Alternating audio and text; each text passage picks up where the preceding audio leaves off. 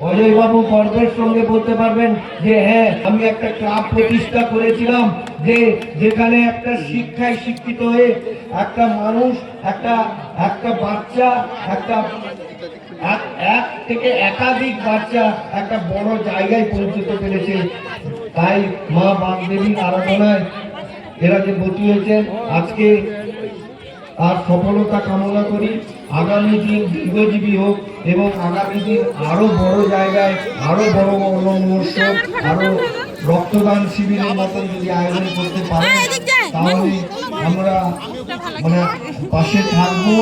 আগামী দিন এই চলার পথে আমি অঙ্গীকার করে যাচ্ছি, আগামী দিন অজয় বাবু ডাকলে এই ক্লাবের যত অনুষ্ঠান বা যত সামাজিক অনুষ্ঠান, যত বড় বড় প্রোগ্রাম করবেন, বড় ছোট যাই প্রোগ্রাম করুন, আগামী দিন ওনার পাশে থাকবো এই অঙ্গীকারবদ্ধ হয়ে আপনাদের সবাইকে যথাযোগ্য সম্মান জানিয়ে এবং নমস্কার জানিয়ে আমি আমার সত্য নিবেদন শেষ করলাম।